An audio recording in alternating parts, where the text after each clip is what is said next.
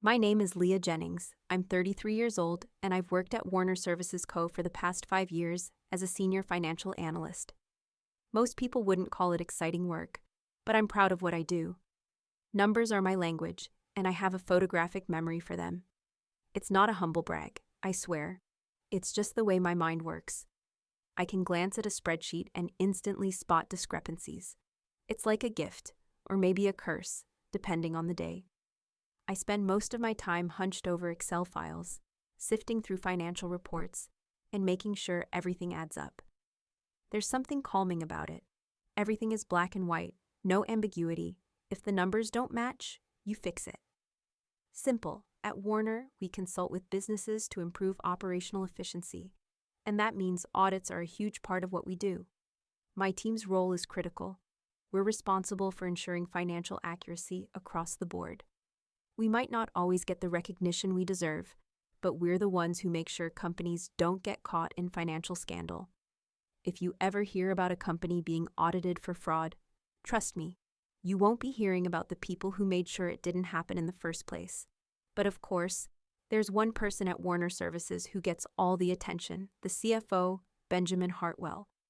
Now, I'm sure Hartwell's got the resume to back up his position, but that doesn't mean I have to like him. He's arrogant, dismissive, and likes to walk around like he's untouchable. He talks down to people like me, the ones who do the hard work to keep the company's finances clean.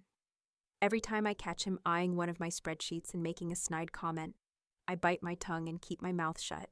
After all, he's the one calling the shots. But here's the thing. He doesn't have the eye for details the way I do. There's something in his nature that makes him dismiss anything that doesn't fit into his rigid vision of what the company should be. And that's where I come in. I make sure things are accurate. I know what I'm doing, and I've built my reputation here one financial record at a time. I've been in this position long enough to know how to play the game, but I'm not the type to play favorites. I don't go out of my way to be seen or heard. I do my job. I make sure the company doesn't miss a step, and that's enough. But Hartwell? He's never given me the credit I deserve. Instead, he keeps pushing me aside, as if the work I do doesn't matter.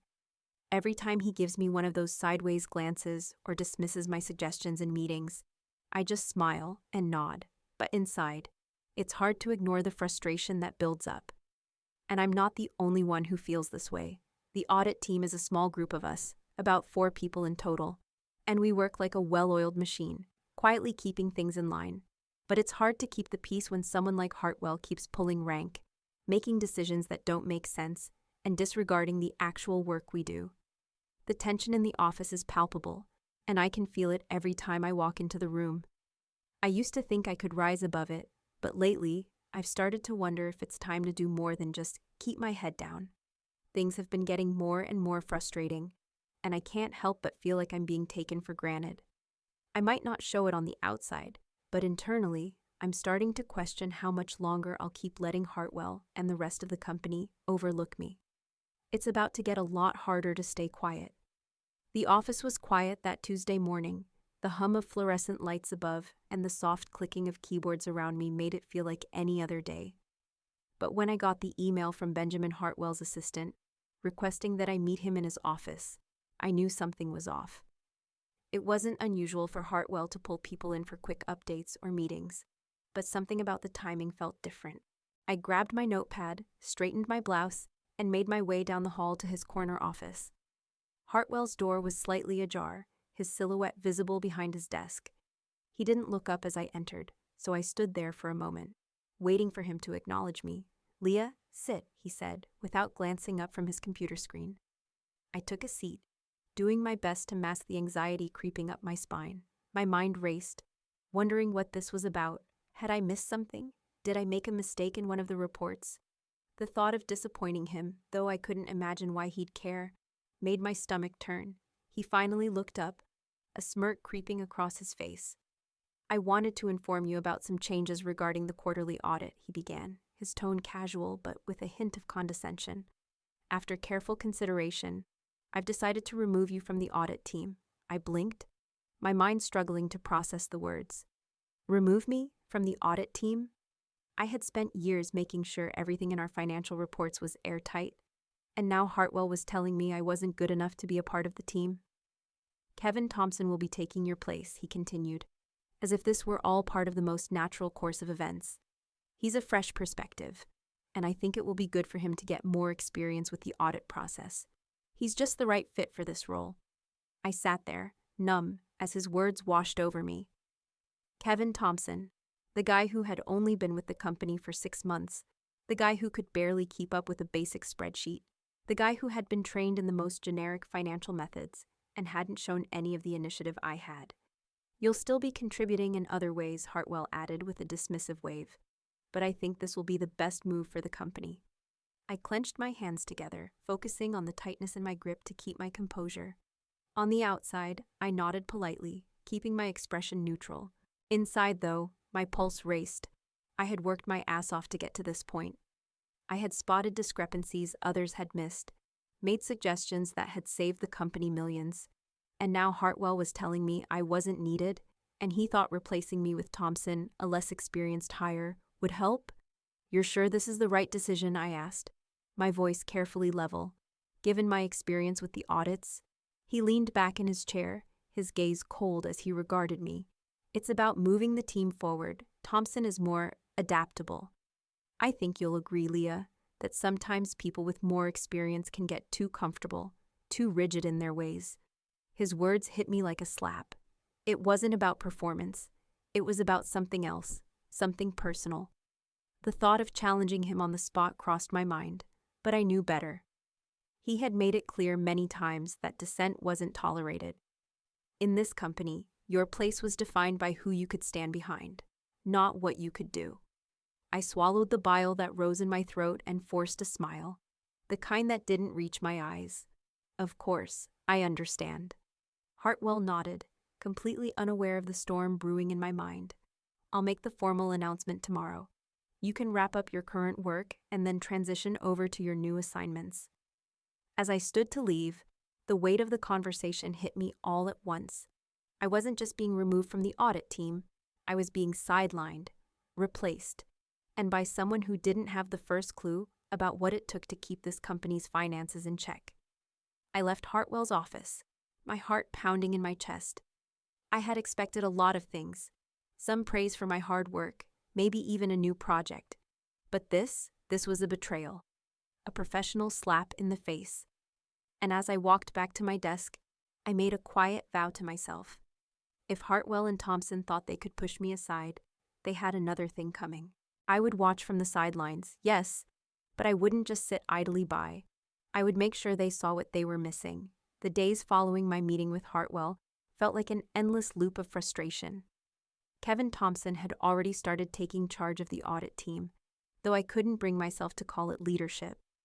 I had been sidelined in favor of someone with less experience and no real grasp of what the job required, and the whole situation gnawed at me. I tried to keep my distance. I kept my head down, focusing on my regular financial analysis. But it wasn't long before I found myself silently watching Thompson as he stumbled through the audit process. It was almost painful to witness. He was disorganized and careless, no, reckless, with the financial records. He'd open files and scan through them at lightning speed, never stopping to check for the details that mattered. I knew he didn't have the same attention to detail that I did, but even his basic understanding of auditing seemed to be lacking. I could see him dismissing red flags left and right, but instead of stepping in, I held back. I was no longer on the team, after all.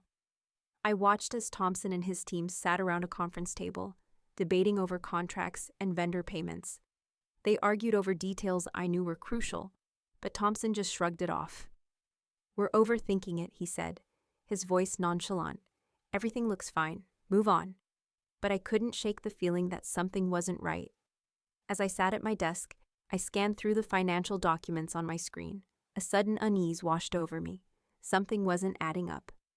I pulled up a few contracts that had been approved by the audit team. Sure enough, I noticed discrepancies. Inflated payments to vendors, exaggerated expenses, and contracts that seemed to be padded with unnecessary costs. There was something in the numbers that made my stomach twist, a pattern that had been overlooked. I felt the urge to act, to step forward and point out what I had found, but I knew better. Confronting Thompson would only lead to more trouble. He was Hartwell's golden boy now, and if I went to him, I'd likely be ignored, just like I had been before. Instead, I made the decision to quietly monitor the situation. I began documenting my findings, notes on inflated payments, suspicious contracts, and vendors who had been paid multiple times for the same services. I couldn't act on it yet, but I had a growing sense that something far bigger was at play here. Days turned into a week, and the audit team seemed completely oblivious to what was right under their noses. As Thompson pushed forward with the audit, I couldn't shake the feeling that the company's financial integrity was on the brink of collapse, all because of his incompetence and Hartwell's lack of foresight. I wasn't going to sit back and do nothing, but I also knew that if I moved too quickly, I'd risk making things worse. I'd been sidelined for a reason. Hartwell had made it clear he didn't value my expertise, and challenging him again could end my career at Warner Services. I wasn't going to make a rash move, not yet, but I would be ready when the time came. For now, I watched and waited, collecting the evidence that I was sure would prove that something much darker was unfolding within the company. The office was eerily quiet that evening, the kind of silence that made the hum of my computer fan seem deafening. I sat at my desk, the faint glow of my monitor illuminating my tired face, feeling the weight of the last few days pressing down on me since my demotion. I had been keeping to my regular tasks while silently observing Thompson and his team. But something had been gnawing at me, the nagging feeling that something wasn't right. I had already noticed the discrepancies, the suspicious contracts, inflated payments, and repeated expenses, but tonight, I couldn't shake the feeling that I had missed something bigger. It was after hours, long past the time most people had left, and I found myself in the office, digging deeper into the financial records. My desk was piled high with printouts, contracts, vendor payments, and reports that Thompson and his team had glossed over. I cross-referenced every document, looking for patterns. It felt like I had to prove something, to myself more than anyone else. I stared at the spreadsheet in front of me, the numbers jumping out like a puzzle that needed to be solved. And then I saw it, a string of suspicious payments linked to a small group of vendors. On their surface, they seemed legitimate, but something about the way the payments were structured felt wrong. I pulled up the procurement contracts associated with those payments. They were riddled with vague clauses and excessive service charges. My heart raced as I dug deeper. Each contract revealed a trail of fake invoices, hidden behind layers of shell companies. This wasn't just poor auditing, this was embezzlement. Nearly $2 million had been siphoned from the company over the past 18 months. It was sophisticated, well executed by someone with access to the financial systems. Someone who knew how to manipulate the data without raising immediate suspicion. The full scope of the fraud was starting to take shape. I didn't know how it had gone unnoticed, but I wasn't about to let it slide now. I meticulously documented everything, screenshotting invoices, noting the discrepancies, cross-referencing payments. I created a detailed report, starting with the vendor payments and moving on to the contracts, but I didn't send it out. Not yet. I couldn't. The thought of going straight to Hartwell or Thompson made my stomach churn. Neither of them had the competence to deal with this, and after being pushed out of the audit team, I wasn't sure they'd even take me seriously. Thompson would likely brush it off as nothing major, as he had before. The temptation to confront someone was strong, but I held back. I had to be patient. This wasn't the kind of thing you rushed into. I had learned the hard way that Hartwell's dismissal of me had little to do with performance. It was personal. And if I went in now, it would only strengthen the argument that I was just a disgruntled former employee. I knew that eventually this would come to light, whether through an anonymous tip or an external auditor, but I couldn't wait for that. I had to be ready, so I worked through the night, refining my report, ensuring every detail was documented and accounted for. By the time the office was nearly empty, I had gathered enough evidence to prove beyond a shadow of a doubt that Warner Services Co. was the victim of a massive financial crime. I leaned back in my chair, my body aching from hours of intense focus, and stared at the glowing screen. The weight of what I had uncovered was settling in. This wasn't just a mistake. This was deliberate. Someone had been taking advantage of the company, and I had a feeling it wasn't just the vendors involved. I saved my work to a secure folder on my computer. For now, I was going to stay quiet. But the time to act would come, and when it did, I would be ready. Days turned into weeks, and the audit team seemed to be stumbling blindly forward, missing the glaring red flags that were now so obvious to me. I'd spent countless hours poring over the same financial records, cross-checking discrepancies, and noting patterns that pointed to embezzlement. But Thompson and his team, they were completely oblivious. Every time I observed them, they acted like everything was fine, dismissing warning signs with a laugh or a shrug. One morning, I found myself at the coffee machine in the break room, trying to shake off the fatigue from the late-night hours spent working on my report. Thompson was there, chatting with a few of the junior analysts, his usual casual attitude on full display. "How's the audit going?" I asked, making an effort to sound casual. Maybe I was hoping for a slip-up, something to confirm my suspicions. Nothing major," he replied, as if the financial health of the company wasn't something to be worried about. "Just the usual stuff. We'll wrap it up soon." I felt a cold knot in my stomach. "Nothing major," I repeated, trying to hide the disbelief in my voice. "You're sure about that?" Thompson shrugged, his expression uninterested. "Yeah, Leah. I mean, it's not like there's anything that's a huge issue. It's just, stuff happens. We'll fix it." His dismissive attitude about millions being siphoned from the company was staggering. It wasn't just a careless oversight. It was outright incompetence. And the worst part, I knew exactly what he was missing.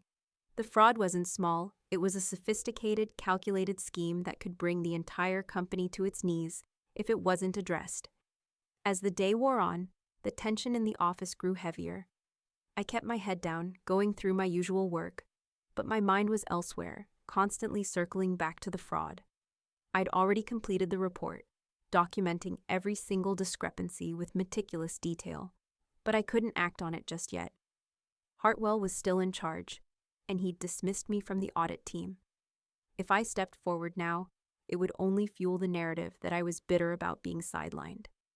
I couldn't shake the feeling that this would be the company's downfall. The weight of the situation pressed on me, and the frustration built with every passing hour. How could they not see what was happening?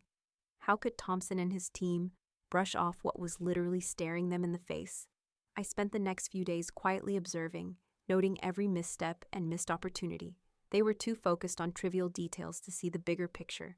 They couldn't or wouldn't see the massive holes in the financials, but I wasn't ready to expose them just yet. I kept working on the edges, refining my report, and waiting for the right moment. I could feel the storm building inside me, but I knew that acting impulsively would only hurt my chances of getting to the truth. For now, I needed to stay in the shadows, watching and waiting, but the moment to expose this fraud was coming, and when it did, I would be ready. It was a typical Thursday when the external auditors showed up unannounced. The morning had been quiet, and I was in the middle of reviewing some vendor contracts when a ripple of hushed conversations spread across the office. I looked up from my desk and saw them. 2 senior auditors from a third-party firm, walking with Hartwell's assistant down the hallway. I didn't know why they were here, but I had a sinking feeling I wouldn't like it. The auditors were supposed to conduct a standard review of the company's financial records, but in the back of my mind, I wondered if they had already gotten wind of the fraud I had been tracking. The day stretched on, and I kept to my usual routine, observing Thompson's team from the sidelines. They hadn't caught on to the fraud, and I knew it was only a matter of time before the external auditors did. I couldn't shake the feeling that they would uncover everything in minutes, everything I had painstakingly documented over the past week. Around midday, Hartwell stormed into the open office space, his face pinched with frustration. He made a beeline for Thompson's desk, speaking in a low, heated tone that I couldn't hear. My curiosity gnawed at me, but I resisted the urge to eavesdrop. I already knew what was coming. A few minutes later, the office was called to an impromptu meeting in the conference room. Hartwell, red-faced and visibly tense, stood at the front. Beside him were the 2 auditors, who looked calm but firm. They didn't need to say much. The look on Hartwell's face spoke volumes. "Everyone, take a seat," Hartwell snapped. "The auditors have found some discrepancies in our financials. Apparently, they've uncovered some major red flags, and they want answers. Thompson, you'll be explaining this mess to them." I exchanged glances with the few people around me, none of us speaking, but all of us clearly sharing the same thought. "It's happening." Thompson stood beside Hartwell, fumbling with some papers. He had been caught off guard, and it showed. He glanced nervously at the auditors as they presented the evidence they had uncovered. Contracts with inflated figures, multiple payments to the same vendors, and suspicious invoices dating back months. Every discrepancy mirrored the ones I had already documented. I watched as Hartwell's face twisted in disbelief and anger. "How the hell did this happen?" he barked, his voice low but shaking with fury. "Why didn't you catch this sooner?" Thompson sputtered, his voice rising in panic. I mean, we've been looking at it, but I didn't think it was that serious. Just a few mistakes, you know? I didn't realize it was this bad." The tension in the room was palpable. The auditors remained silent, taking notes, but Hartwell's rage was undeniable. Thompson's incompetence was on full display, and Hartwell had no choice but to take it out on him. That's when I stood up. I'd been silent throughout the meeting, but now I saw the opening. I couldn't sit idly by any longer, watching Hartwell and Thompson bungle this disaster. As Hartwell paced at the front of the room, still seething, I finally spoke up. "I have something to add," I said, my voice calm but firm. All eyes turned to me, including Hartwell's, his expression momentarily softening in confusion. "I was part of the audit team before you removed me, Hartwell," I said, addressing him directly. "And I flagged many of these discrepancies myself. I began compiling a report on them, but I was sidelined before I could bring it to anyone's attention."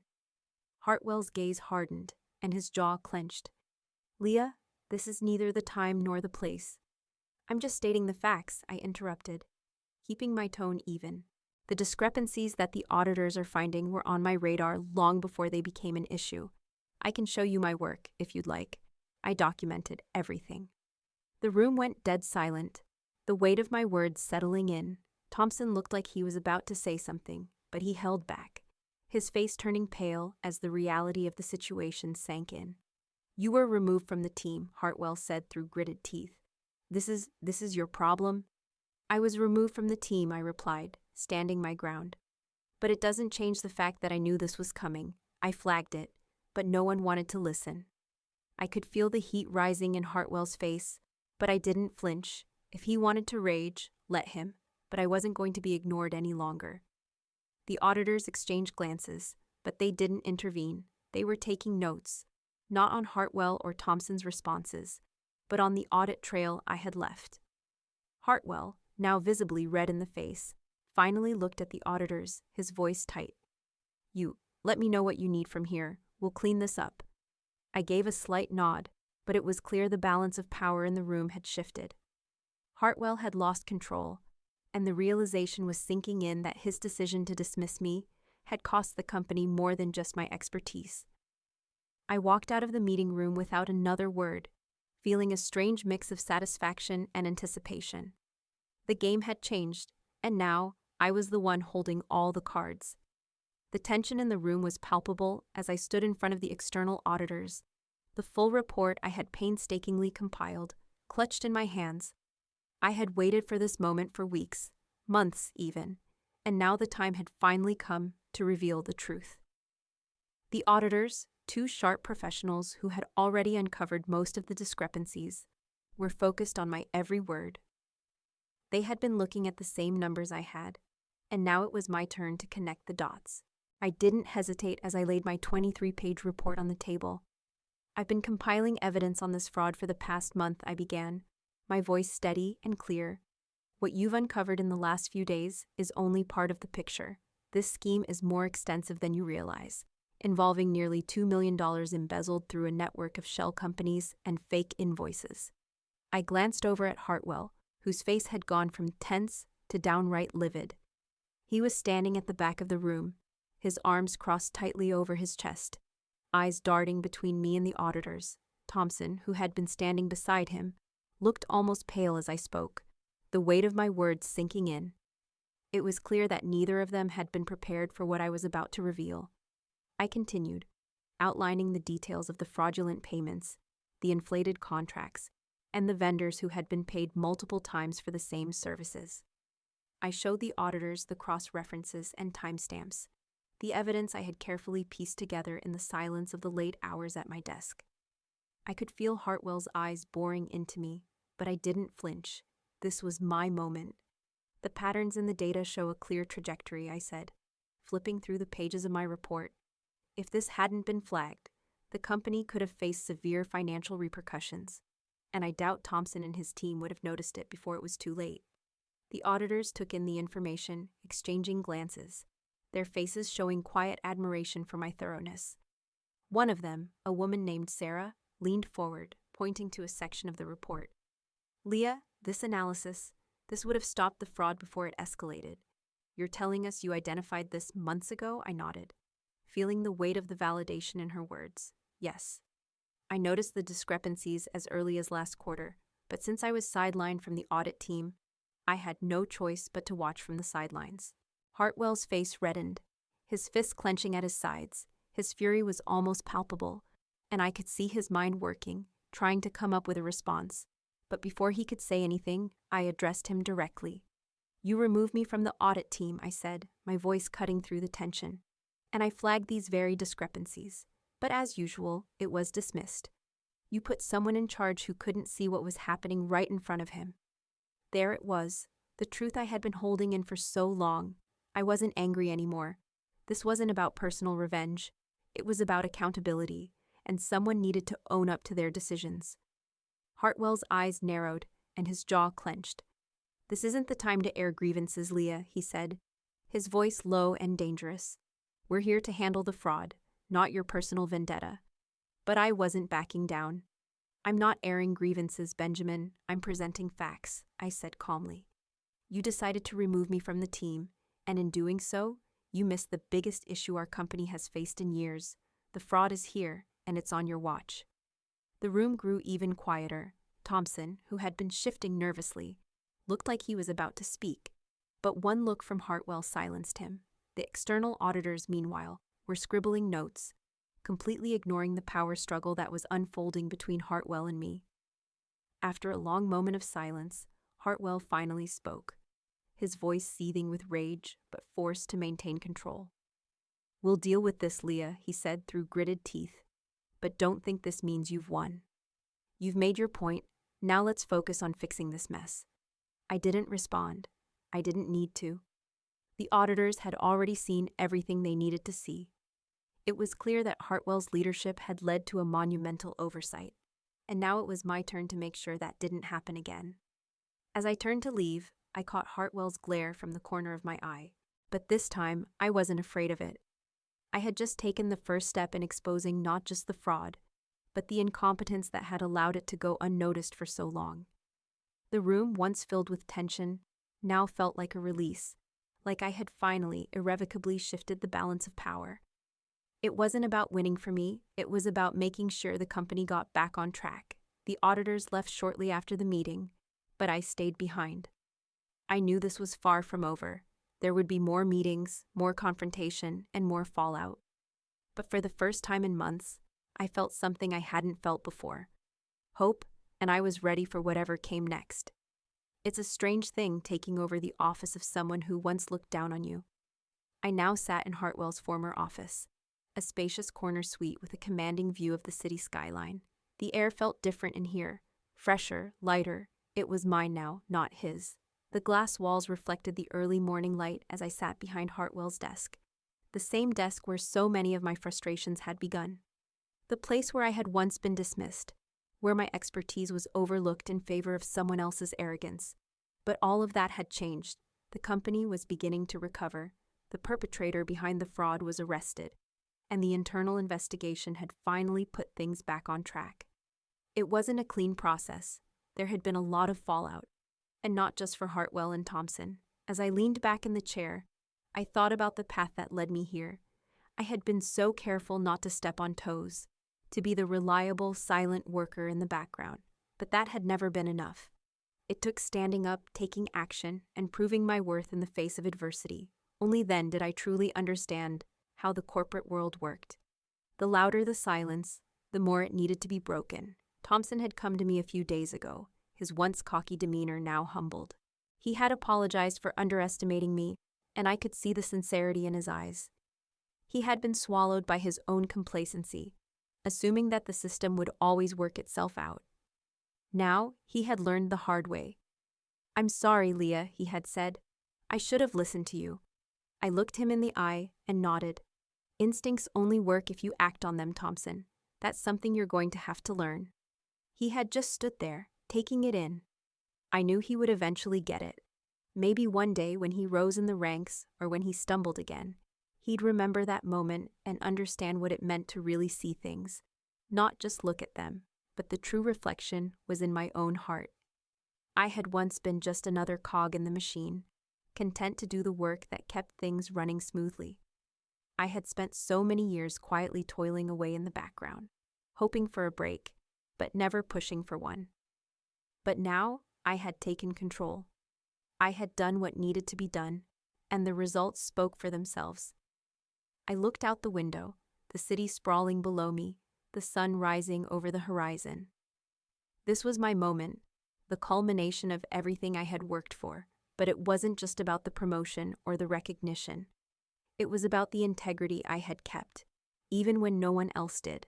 The sound of a knock at the door broke my thoughts. I looked up to see my new assistant standing in the doorway, holding a stack of papers. "Everything's in order, Leah," she said with a smile. "The team's ready for the next phase of audits." I smiled back, the weight of the last few months still settling into my bones. "Great. Let's make sure we do it right this time." I stood and walked over to the window, looking at the city once more, as if seeing it for the first time. This office, this role, wasn't just about the work. It was about using what I knew to make a real difference, to be more than just a cog in the machine. And now, I was the one calling the shots. "Leah," my assistant interrupted. "There's someone on the line for you, someone from legal." "Put them through," I replied, my voice calm, collected. The phone buzzed, and I picked it up. The conversation was quick, routine, even, but as I spoke, I couldn't help but think of the journey that had gotten me here, the betrayal, the frustration, and the quiet resolve that had driven me forward. I had learned something through all of it, that sometimes the best weapon in the corporate world isn't your knowledge or your experience. It's your ability to surprise everyone when they least expect it. And for the first time in my career, I realized that it wasn't just about having the sharpest instincts. It was about using them at the right moment. The company had recovered, and I was no longer a background player. I had become a leader, not because I sought power, but because I had been the one willing to do what no one else could. Looking back, I could see how far I had come. From being overlooked, from being sidelined, to sitting at the helm of the company, steering it toward a future that, for the first time, felt entirely my own.